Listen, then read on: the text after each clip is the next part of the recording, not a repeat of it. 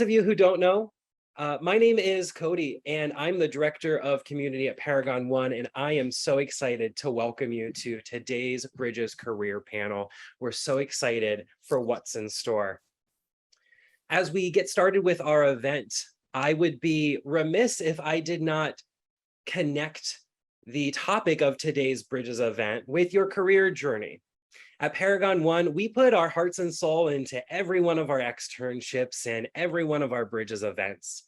And since today's topic is interviewing, right, I want to remind you that there is a lot for you to learn and grow from every opportunity. So in this moment, we want to take a chance to remind you, just as you would do in an interview, to get yourself seated somewhere with good lighting and little to no noise.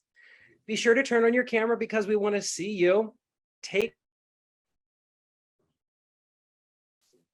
ready to ask questions as well. So again, we do encourage you to stay muted until the student Q&A, and then we would love to hear from you. To get us started, I'd like to introduce our moderator for today's session, Tommy Zappa. Tommy joined Uber in the summer of 2021 as the Global Senior Program Manager of Inclusive University Programs after nearly a decade in public service at the United States Marine Corps. Peace Corps, maybe the Marine Corps, but I think it was the Peace Corps. Let's try that one, Tommy. The United States Peace Corps. Tommy is a proud resident of Washington, D.C. and hails from Metro Detroit. They've also lived in Senegal and France, having worked across multiple cultures for the entirety of their professional career. Tommy has a passion for diversity, equity, and inclusion, and the practical application of those principles in intercultural contexts. Coming from roles in global programming and training, they've spent their time at Uber understanding the global talent acquisition landscape, and they are continually looking to use critical theory and global program management to increase representation across the tech industry and create an environment where everyone feels valued, seen, and heard. I love that, Tommy, and thank you for being with us today. Thanks so much for having me. I'm really excited to get to meet everybody, and we've got some awesome professionals here. We're going to share some stories. I'll add a little bit in where I can, but I can't wait to learn from them as much as you all, I hope. So getting us started, we're going to talk about Amy Onori. Amy is the Senior Vice President of Talent Acquisition across Publicis. I knew I was going to mess that up. Publicis Media, specifically supporting the Center of Excellence. Amy has over 13 years of media, HR, and recruiting experience, and has built many talent acquisition teams for scale and productivity. She's passionate about leading, streamlining, and finding efficiencies within recruitment. Above all else, Amy enjoys developing, coaching, mentoring, and leading teams, projects, and initiatives that enable smart methods and approaches to hiring. Welcome, Amy. Thank you all for having me. Excited to hear some more. And our other panelist today, Edward Borelli. Edward is an executive brand visionary with over 25 years of experience developing Fortune 100 and pinnacle brands like Nike, Levi Strauss, the Home Depot, New Air Cap, McDonald's, Taco Bell, and now the Vice President of Marketing at Planet Fitness, all well-known brands. He was a partner and CMO of Omniculture Incorporated, assisting companies with brand development, marketing, and omni-channel retail strategies. He has planned and executed marketing on every level, from large-scale award-winning global and national campaigns to hyper-local and multicultural marketing programs, working with such celebrities like Jay-Z, Big Sean, Bryce Harper, Kobe Bryant, and LeBron James. Edward has led partnerships with the NBA, NFL, MLB, NASCAR, NHL, MLS, and the NCAA, along with individual teams and athletes. His most recent expertise is centered around the rise of emerging platforms, retail disruption, and the impact of social change on brands. Edward has been the contributor and writer for Forbes and has been featured in multiple business editorials, including recently in Savoy's magazine 2022's Most Influential Black Executives in Corporate America.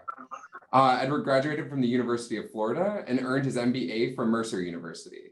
He currently resides in his hometown of Chicago with his lovely wife and 2 daughters. Tell everybody hi, Ed. Hey, what's up, everybody? That bio makes me sound pretty important. No big deal. Yeah, first rule of interviewing, make yourself sound really important, right? Tell your story. Tell your story. I mean, they're incredible bios. You've earned every sentence that I just spoke out there. I'm positive of it. I can't wait to hear a little bit more.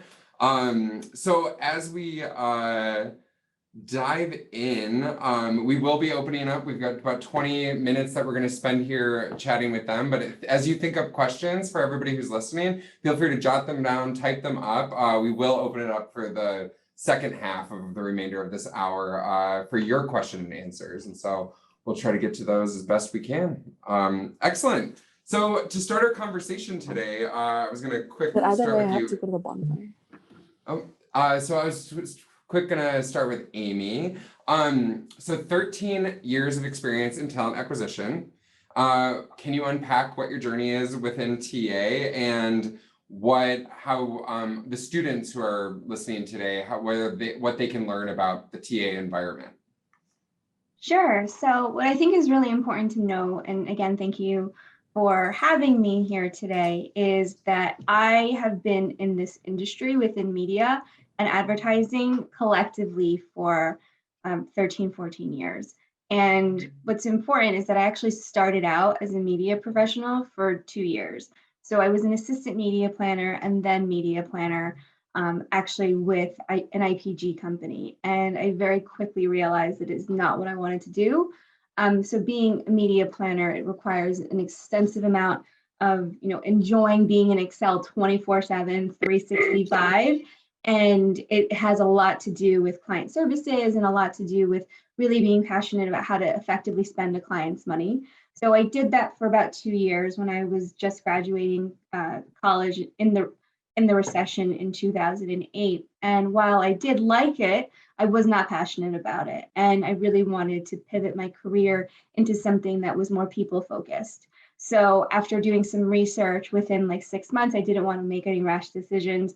I kept coming back to people and human resources and really the art of working, in human connection. So after doing some research and speaking with some, friends that I had networked with, they all recommended if you're going to pursue a degree in human resources or pursue an avenue in human resources, you really should start out in recruiting. Because recruiting for any organization, whether you're in media or whether you're in fashion or whether you're in telecom or tech, if you're in recruiting, you will get to know the leaders and stakeholders, immediately, and you'll get to know so much about the business and each company's mission because you're going to have to speak on it every single day. So I had decided, to really kind of pivot into recruiting, give it a try for a year or two. But the goal was actually never to be, the head of talent acquisition in my role now. The goal was actually to be a generalist. So I went into a freelance recruiting coordinator role because the job market was very different back then. And I did it for about, I would say, a year, did it supremely well. Was eventually made into a recruiter. And then after doing recruiting for about a year and a half, I had decided from that point that I wanted to, go with my original goal and be a generalist. So I was offered an opportunity within Group M, which is a huge network, a part of WPP, which is a competitor to Publicis. And I was a generalist, and then I was quickly elevated as well. And after being on the generalist side for 2 years, I'll be honest, I was like, I want to go back into recruiting. I love speaking with people, hearing their stories and really understanding their journey and their passion points. So I was fortunate enough that my previous managers and leadership allowed me to be in a hybrid capacity. So I was 50% of a generalist. So managing exit interviews, working with our payroll team, leading new hire orientation, working on culture initiatives. And then the other half of my time, I was actually, recruiting for a specific employee population. The agency was MEC at the time, but it's now Wavemaker, which is all part of the Group M network. So I was there for probably about 5-6 years, and then I eventually oversaw a team of 2 to 3 recruiters as a manager of US talent acquisition. And then after 6 years within the Group M network, I decided to, take a different opportunity and go over to IPG again, this time leading all media recruitment for Mullen Media Hub. That was truly, well, I'll be very honest, that Group M gave me my roots. That's where I got my recruiting basics, my HR basics, but my leadership ability really shone through at Mullen Media Hub, because I was really in a unique role where I reported 50% of my time into the head of US media and 50% of my time into the head of HR. So I had extensive exposure to the business. I was constantly flying back from New York to Boston to LA because I was always meeting with leaders, hearing about their businesses, and then in turn, having to recruit for them. So I had to get comfortable very quickly adapting to working with C-suite constantly. But I'm very grateful for that opportunity. But again, after doing that for about a year and having recruited extensively, I really wanted to focus in on leadership and driving change, really, pushing DE&I initiatives effectively with talent acquisition. And I really wanted to go from being an individual contributor, which it would occasionally managing 1 to 2 people, to really leading a department. So I went over to Mbooth, and which is a smaller integrated PR comms agency. And I was the director of talent acquisition there. And I oversaw a team of about 3 people, and I oversaw all of, executive recruiting. And then, my role really changed and expanded. With the pandemic hitting, that really changed, I think, everyone's outlook and just in general what they were looking for. And Publicis had reached out to me about 2 years ago to take on an opportunity to head up all talent acquisition efforts as the head of TA for Publicis Media's centralized services division. So a lot of people might have heard of Publicis and automatically think of Spark, Starcom, and Zenith, but that's actually the total opposite of what my brands do. So I actually don't oversee an agency of recruitment. I oversee roughly 5 to 6 different brands that in turn support the agencies. So for example, I oversee the recruitment for PMX, which stands for Publicis Media Exchange, which is our center of excellence, as well as CJ Affiliate, which was one of our tech companies, in addition to overseeing the tech division that is centralized within Publicis, and in addition, Apex, which is our centralized investment hub, and acts as a competitor to Midas Exchange within Group M. So my role has really, expanded over the last few years. I started out with a department of 5 people, and now I oversee a department of 15. So I've tripled my team. I've really built my team for scale and efficiency.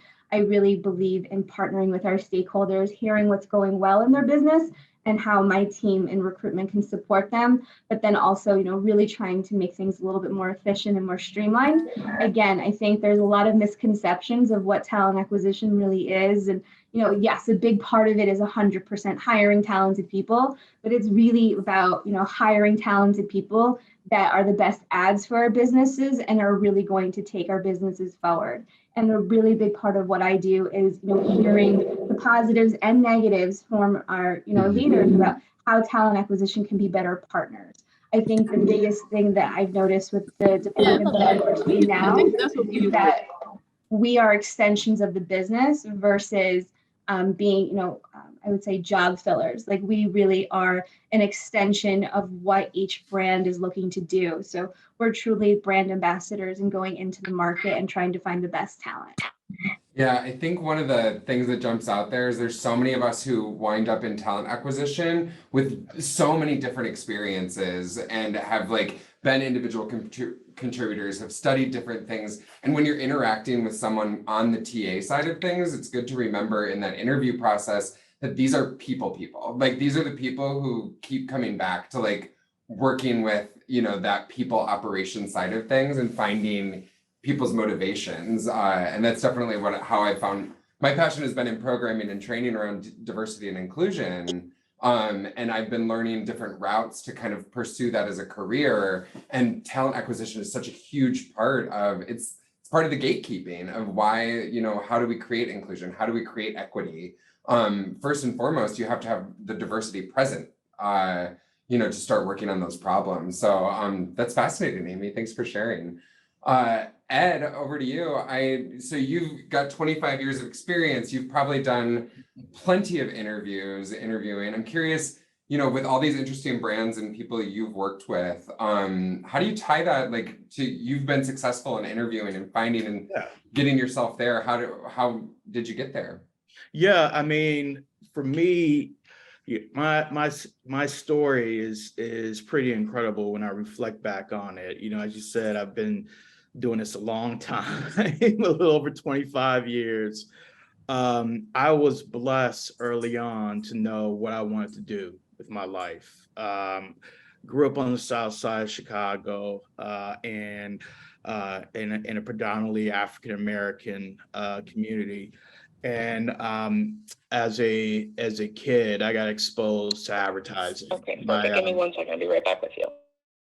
My brother-in-law was working at an African American agency called Burrell in Chicago, and I was just blown away by the creative process, the brands he was working with, like Coca-Cola, McDonald's, et cetera. And not only that, seeing, you know, people that look like me creating these ads, you know, with people that look like me and seeing it come to life on commercials. So that just astounded me as a young kid. And I knew this is what I wanted to do. So studied advertising at University of Florida. And while I was there, I became a marketer. You know, I was putting on concerts, I was running organizations, and all the while I was saying, like, this is what I really love to do and have a passion for. Did I have a job title? No, I was a student just like you guys were,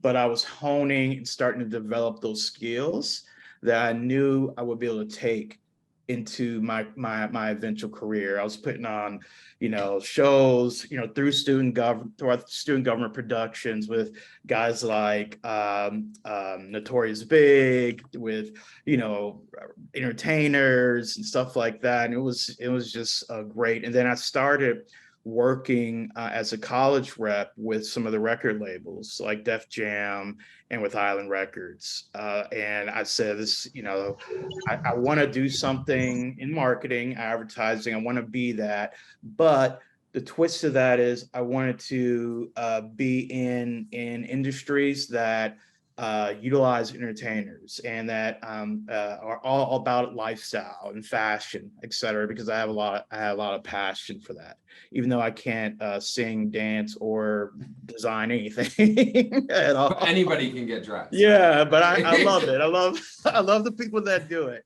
So started on the agency side, like Amy is right now, and was working with McDonald's.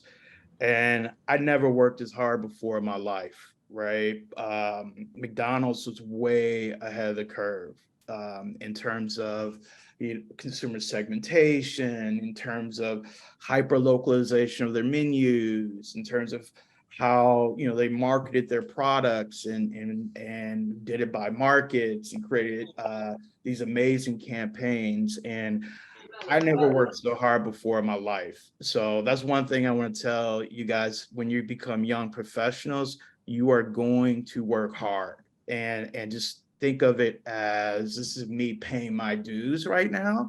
And it doesn't stop working hard, but this is you paying your dues right now so you can become future leaders in whatever field you're going to be in, whether it be marketing, advertising, or whatever. So worked on the agency side for a number of years, and then got my MBA. So as I was working on the agency side, I thought to myself, what else do I need to become a marketer, to become a brand leader? And that is a business acumen. And that's why while I was working, I went back to school in an executive MBA program and got my MBA and just learned, you know, the nuts and bolts of business overall. I'm sorry, Tommy, you were going to say something? No, I was just kind of curious. You were saying about how getting in that door and like ready to like put your head down and work. Yeah. I mean, I think that's one of those things is about like, no matter what, getting a seat at the table is so important. And like I say, you know, if you were just at that table taking notes that first job, if you're working admin, if you're like, take advantage of those opportunities, and like you are there, just absorb everything you can, because just by having a good ear, listening, offering an idea when someone is amenable to it. That's how you get noticed. Yep. But like before we get that seat at that table is this like interview process. And I'm curious for the two of you, if they're like rapid fire, if you were to think of like your best candidates that you have both seen come through, what are two maybe like top characteristics that you are looking for either at that resume point or at that that first interview, that first screening? Sometimes you get with TA, sometimes you get direct with the hiring manager. Yeah.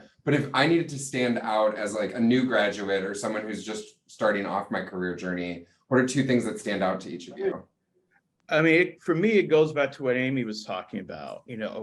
What are you passionate about? If I know this candidate is passionate about what I know they're going to be doing every day, and they're going to absorb that and have a mindset, of being a part of an incubator. And that is the one thing I look forward to, and that can come across, in the tools that you're using to describe yourself in LinkedIn and your resume and things like that.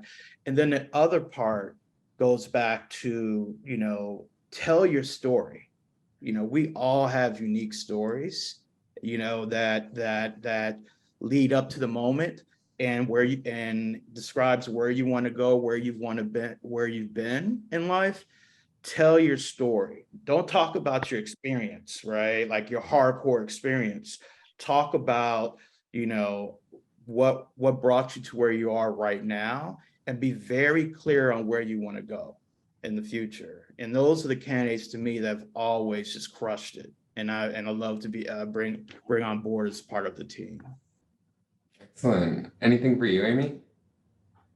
I think that's really spot on. I think, even, interviewing so many candidates over the years, and I'll be honest, I haven't tactically recruited in about 2 years. But I think I've hired about 400 people in my career because, to Ed's point, agency life is definitely fast-paced.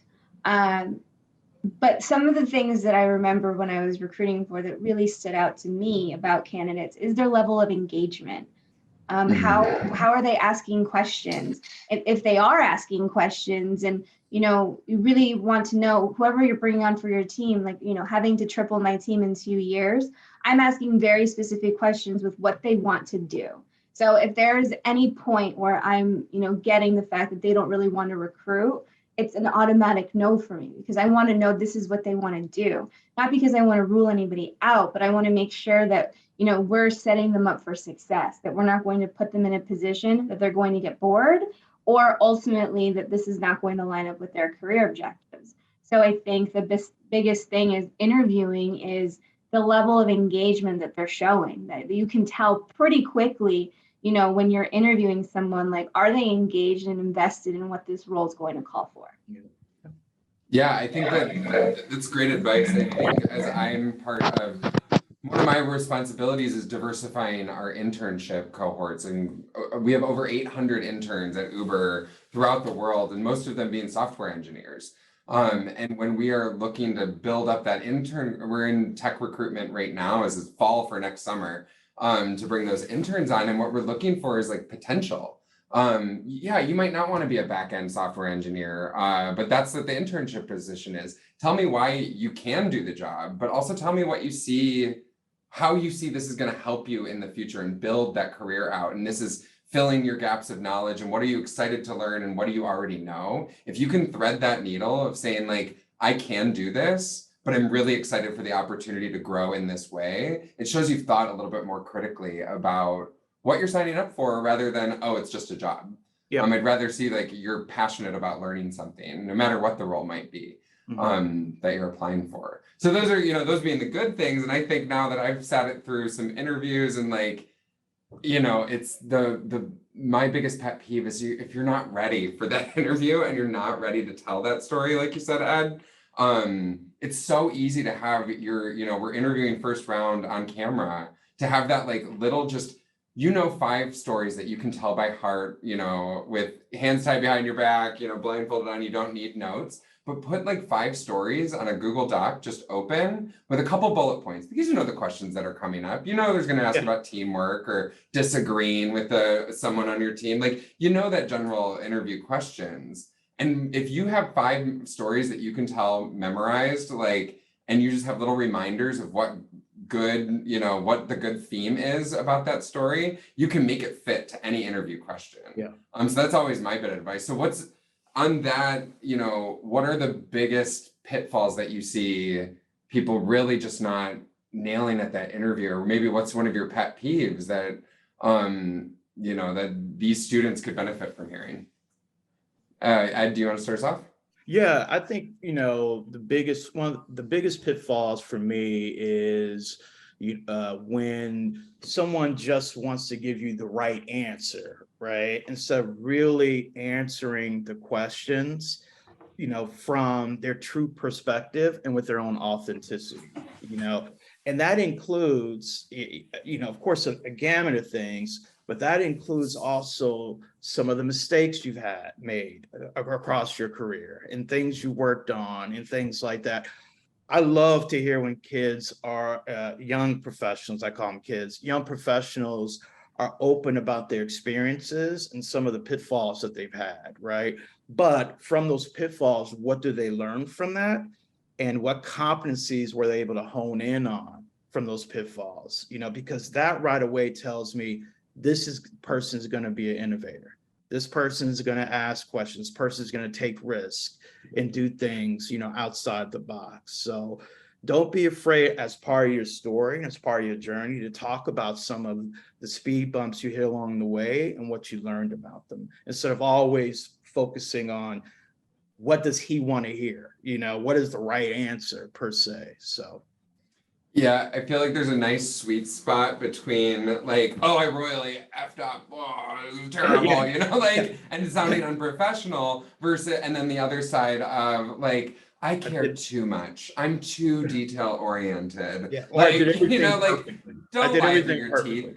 Yeah, exactly. None of us are perfect. We all mess up. We do flop sometimes, and making sure that you can tell that story and tell it well and practice in front of somebody. Go to your university resource center, reach out to someone and be like, hey, let me just try to answer this, and then you tell me, do I have filler words that I'm using? Do I keep repeating things that you don't always hear yourself doing?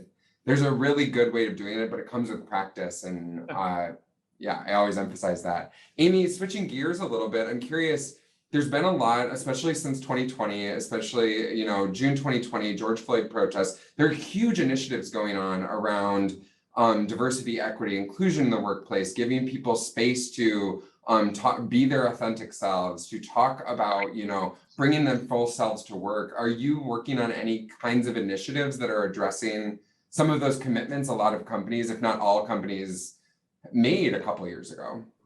Yeah, I would be happy to speak to it because again, and I'll be really honest with all of you on this call, being myself, like as, a person of color, my parents, they came here to this country when they were teenagers. Like I'm very vocal about representation in the workplace and not just talking about it because, being in this role, I have found throughout my career, so many people constantly talk about diversity, yet many people do not actually do anything about it.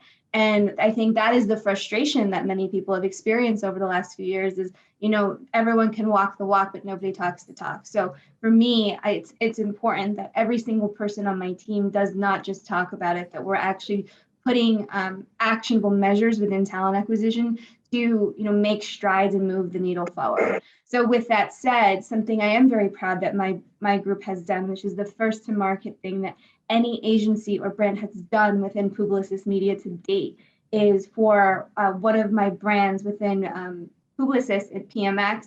We are the first brand to have all of our job descriptions completely revamped and redone, taking into account a bias decoder. So having all of our descriptions ensure that they're inclusive with a score of 85% and above. So removing language that would hinder would hinder people who are underrepresented from applying.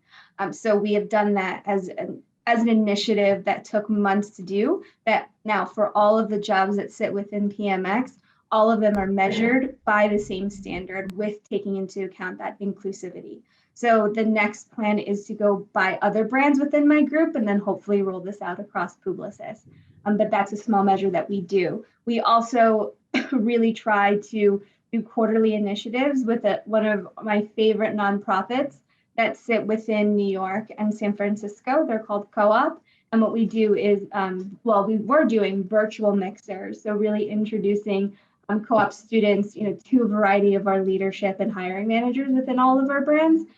Co-op is essentially a 16-week training program for those who have lower incomes and don't necessarily have a media marketing or advertising degree, and they are trained up over this course of time from other co-opers that are in agencies, or they are working client side, or they're working in tech. And it's something that I'm really passionate about because it gives everybody a level playing field. So we really do make a point to have these mixers. We just had one that took place 2 weeks ago, the first in-person event since the pandemic for my brands, for PMX and for CJ Affiliate. So we had a list of panelists from PMX and a list of panelists from CJ Affiliate. We had Co-op alumni and current students come on site and really hear from our businesses about what it is that they're doing. Because again, PMX and CJ Affiliate are not agencies. So really kind of understanding the nuances that exist within these brands. And then after that was over, the businesses got to mingle with these students and really make connections. And if there's not an opportunity now, there will be one moving forward. So I think those are just really, really important initiatives that my team specifically is working on to move the needle forward. Because again, I think it can be very easy to say, what are we going to do to make a more inclusive workforce, and get caught up in ideas and then rarely take any action. But I'm very proud to say that I take it seriously, and the proof is in the pudding, because we really do put words into action here.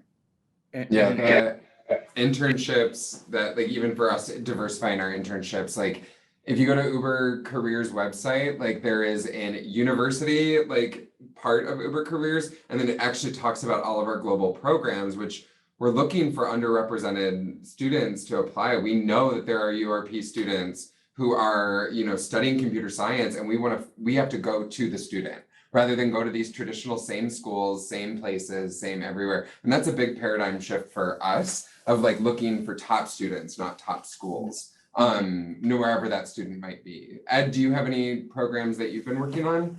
Yeah, I'm not really in quote unquote the recruitment space or things like that, I don't run DEI for our company or anything like that. But one thing I can say is, things have changed a lot over the years. When most of my career, I would say, DEI was never even a subject. Think about that. As you guys, as young professionals, it wasn't even, if anything, I felt a lot of times disadvantaged walking into some of these interviews, some of these companies as an African-American man applying for these same jobs, that other people were applying for. So I just wanted to make that point, that things have evolved a lot over the years. And part of your story is your identity, and you want to work for companies that value your identity and what you stand for. In terms of diversity. I'm not in the recruitment space or anything like that, but as you're telling your stories, going back to storytelling, make sure make sure your identity comes out as part of that, and the companies you want to work for see value in that more than anything. So. Like complete snaps. I think one of the big things that I try to confront as a newer professional in this space and being able to run programs is that a lot of underrepresented folks who are further in their careers have been discriminated against very, very pointedly, and have a lot of trauma and a lot of terrible things that have come because of the time that they were in their professional careers. But as things are shifting right now, and the global reckoning we had in 2020 specifically, and the BLM movement of the past few years, you bring your authentic self to work. We do not ask you to bring part of yourself. We do not ask you to bring the most respectable, professional who doesn't have a life outside of their work. No, you have family, you have responsibilities. You may be a caretaker. You might, you have your own story. And I like this emphasis on story. And for you who are younger professionals and just starting off your careers, as someone who is searching for underrepresented people to fill our jobs, we do not do quota systems. We say we already know that these underrepresented people are out there, they are skilled, and they are ready for these jobs. It's just that why aren't they seeing our opportunities? How can we get in front of them so that you hit application, you hit apply, and then I say, see, here they are. Because we did that event with, specifically HBCU targets, but whatever that might look like. And so bringing your identity and sharing that with you and how that reflects in your resume. Are you part of organizations that are like the National Society of Black Engineers? Are you women who code? If we're looking for you, there's ways that, we cannot discriminate. Anyone can apply. And I just can't say, oh, there's, a woman who's of color, just give her an interview. No, I want to make sure you're just as qualified as anybody else, but how can you indicate to me that you might be part of a URP community is really contrary to someone who maybe came into the industry 20, 30 years ago, because they said, no, hide that on your resume. Don't show them, let it be an equal playing field. But when it comes to fighting for equity, you want to work for a company that sees all of you. And there are ways to find out online how people feel treated in that space. And just quick time check. Sorry, go ahead, Ed. I was just saying to quickly add on to that, Tommy, these are questions you should be asking too, as the person being interviewed. What is the first thing I ask, even right now, where I sit when I talk to other companies is, what's your culture? And that's always a great question to ask, because you're learning, what that company represents, and then ask the question, what are you doing to drive diversity in your company? And that shouldn't just be a question that people of color or people part of the LGBTQ community or anybody else should be. It should be a question everybody's asking, right? So I love it when somebody I'm sitting down with is asking about the initiatives, Tommy, that you're doing, and Amy, that you guys are doing. The person should be able to answer that, and they're saying that this person really values diversity. They want to work for a company, and they're being very selective about the companies they want to work for because they want to make sure they're part of a culture that's going to value them.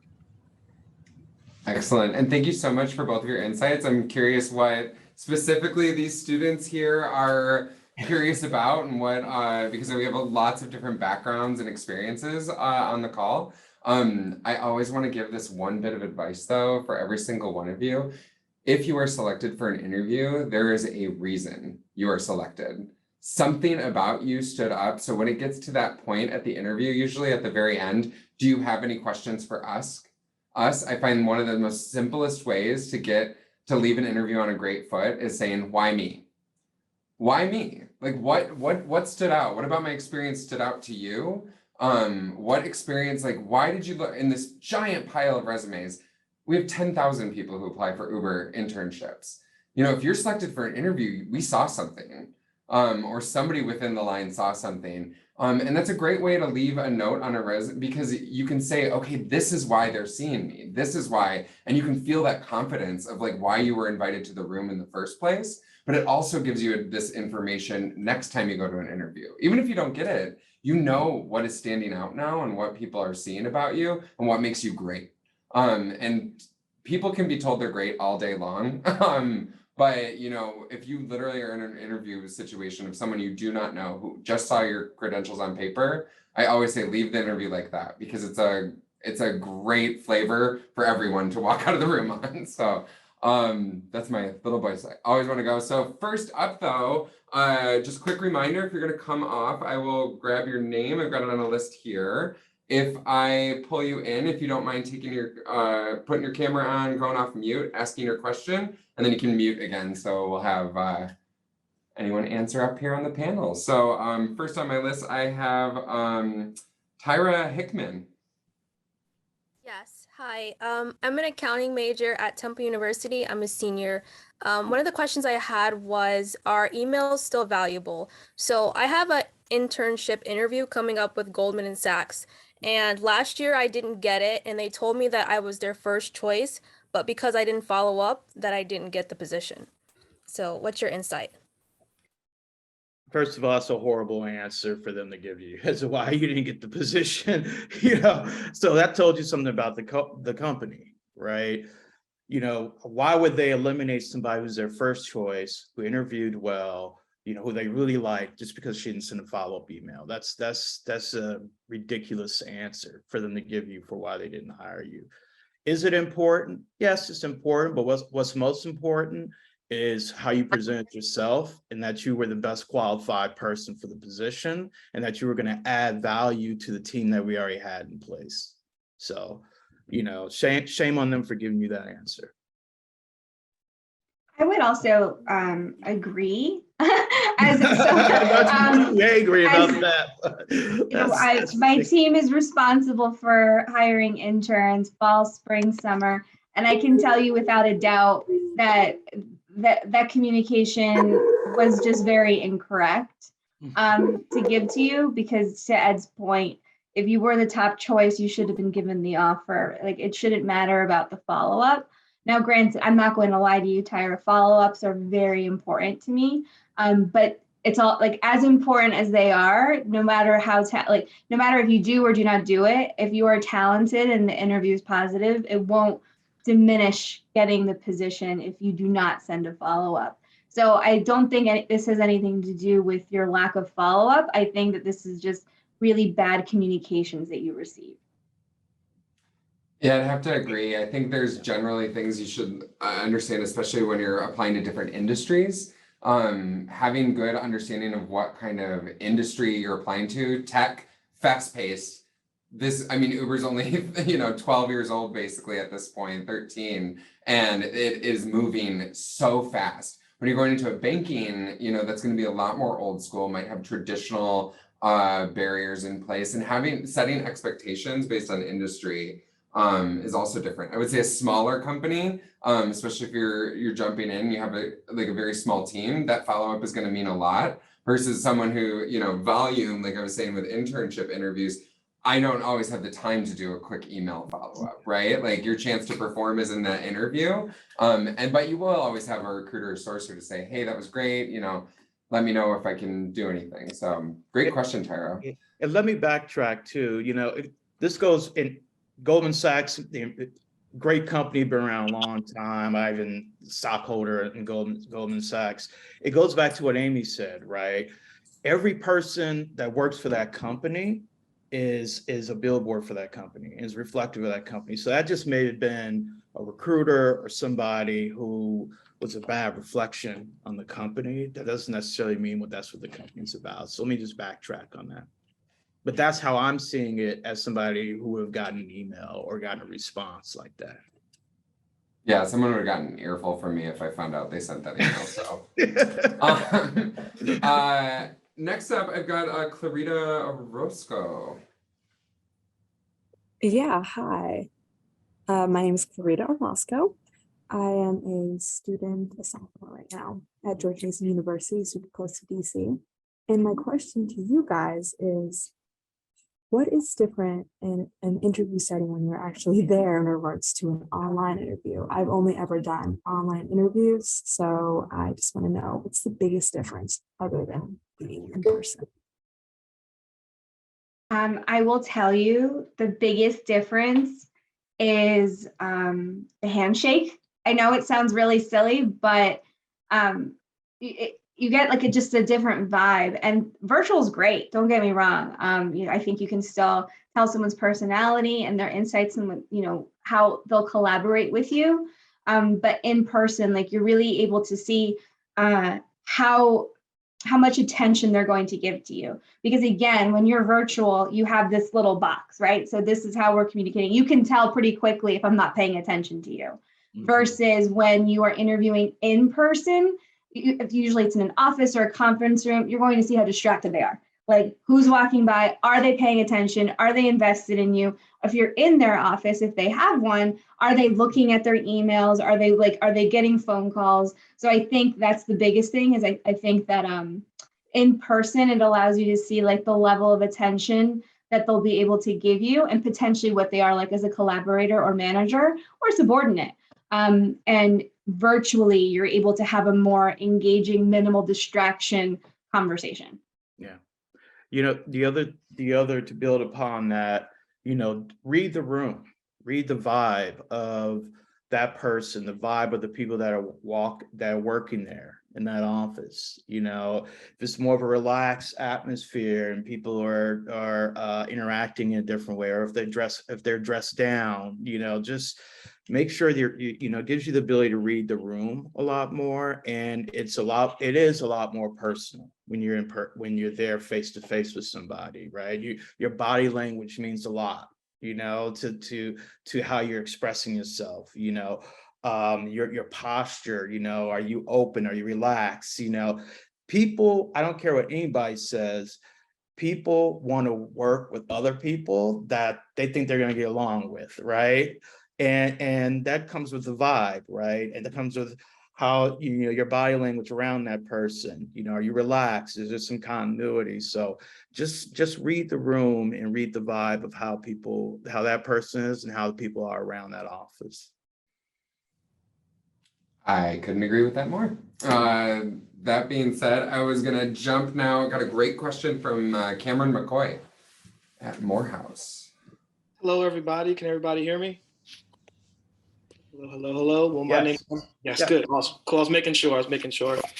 So first of all, my name is Kevin McCoy. I'm a returning student at Morehouse College, pursuing a major in business marketing by way of Eastern Maryland.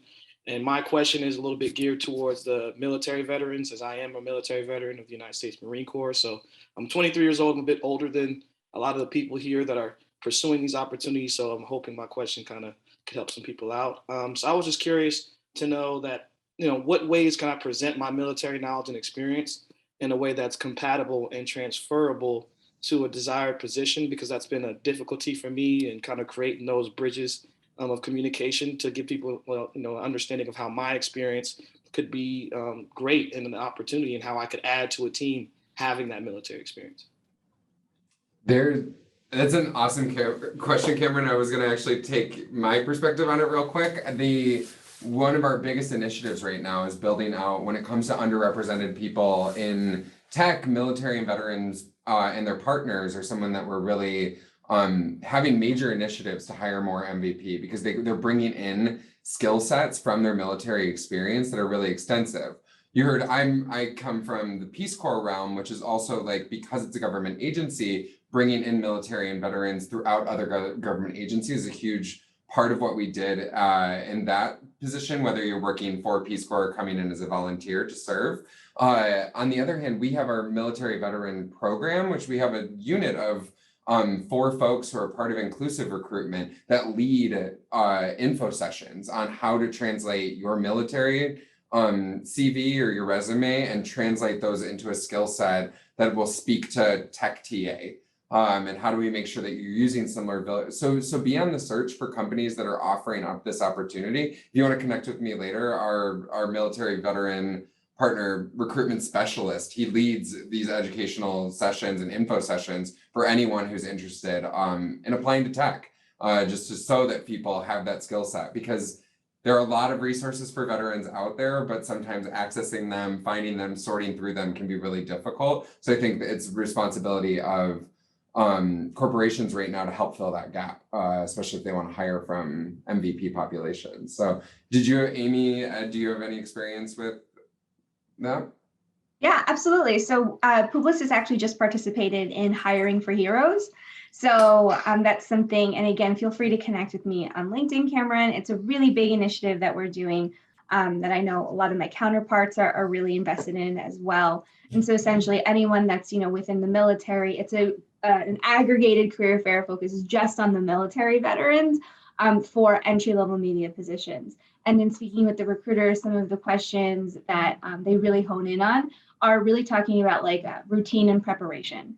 So I think that within media specifically and within agency life, there's one thing besides Excel that I think is important that anyone knows is the level of preparation that you need to do before going into any meeting. Whether that's making sure your decks are okay, that all your spreadsheets line up, that everything is buttoned up and in order. So that's a lot of transferable skills in regards to the routines and the regiments that you have probably led within the military. And those are very transferable skills because again, even though agency life can be, a little bit ad hoc because you have to fix something due in 2 hours and then you have a presentation to give in 48 hours, the preparation factor really allows you to be successful with having to pivot quickly, and you can really draw from your experiences within the military. Yeah, I don't have anything more to add to that. I mean, Amy hit it around the head. You have to illustrate and have those answers already in your mind on how your military experience is transferable and those skills are transferable to the job that you're interviewing for. Great, thank you. I really Yeah. that, definitely.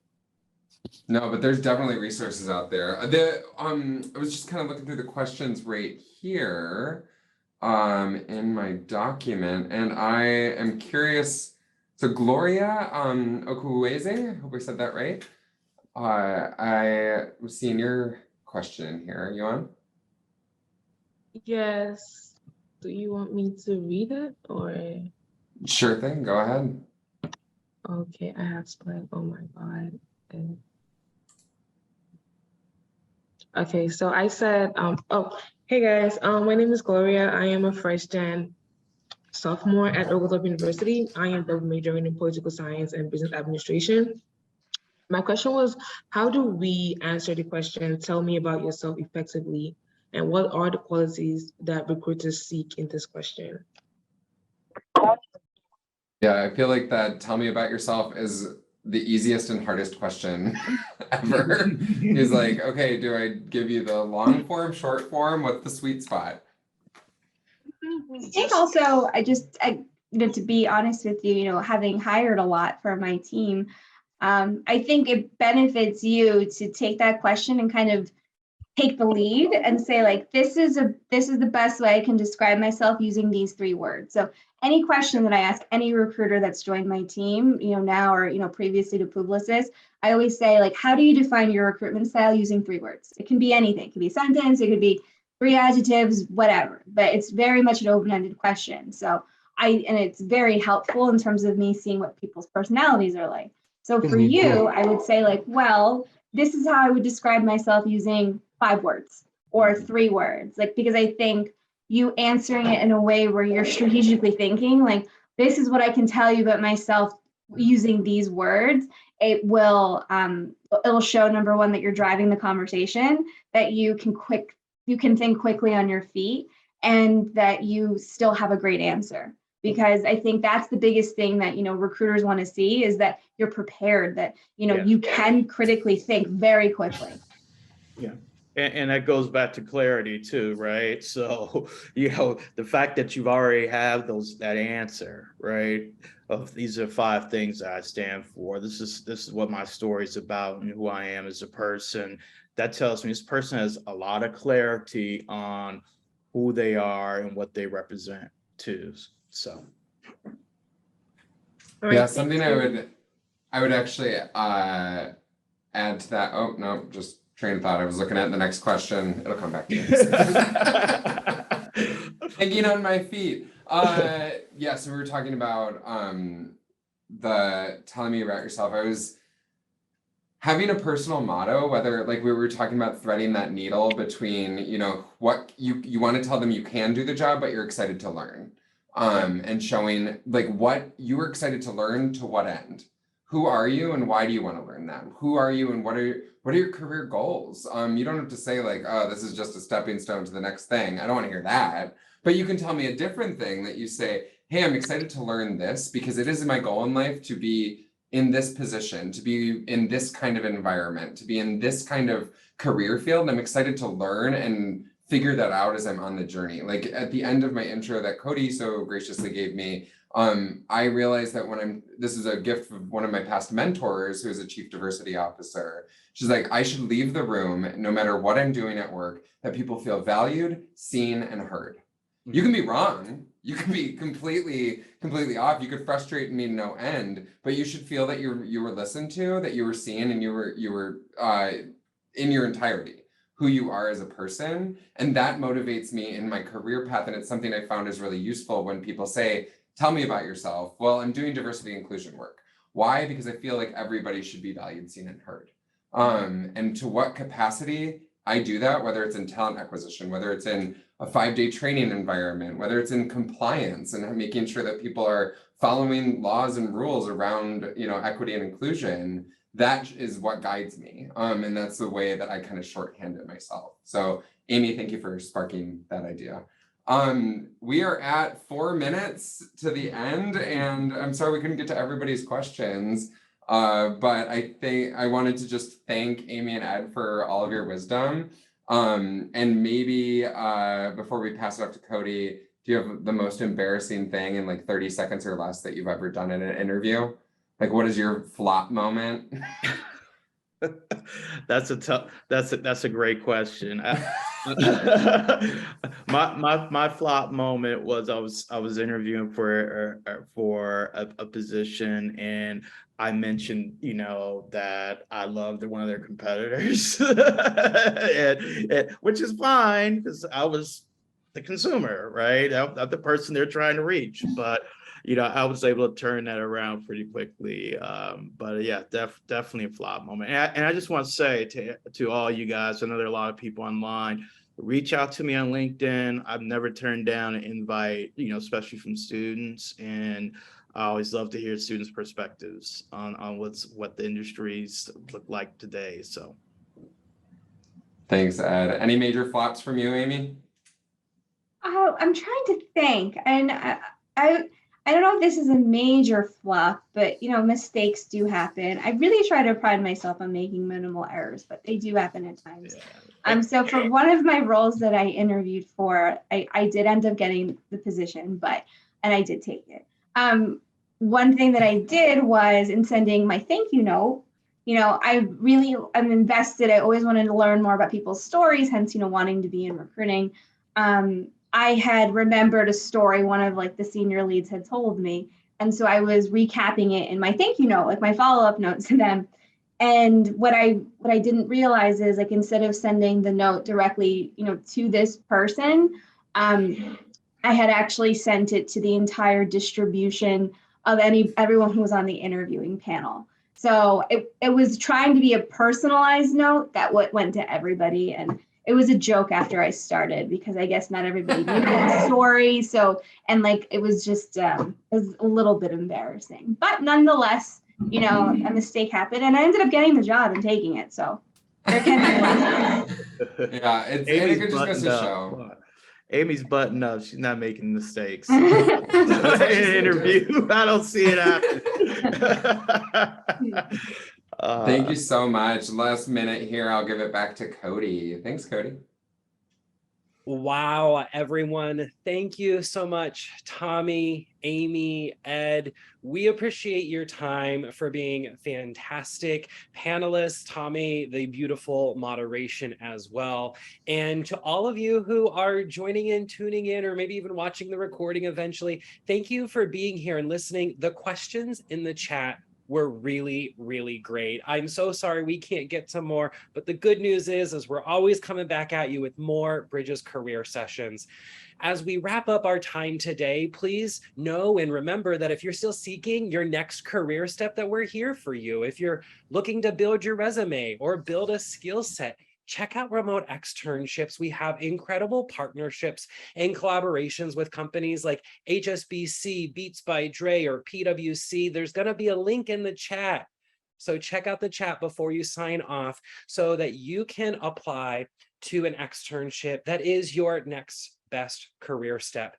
Thank you for the incredible participation today, everyone. And I'm wishing you on behalf of our moderator, panelists, and everyone at Paragon One to have a great weekend. Thank you, everyone. Bye-bye. Thank you so much. All right, thank you. Good luck to Thank you all. you. Thank you. Luck on those Thank interviews. you. Bye now. Thank you.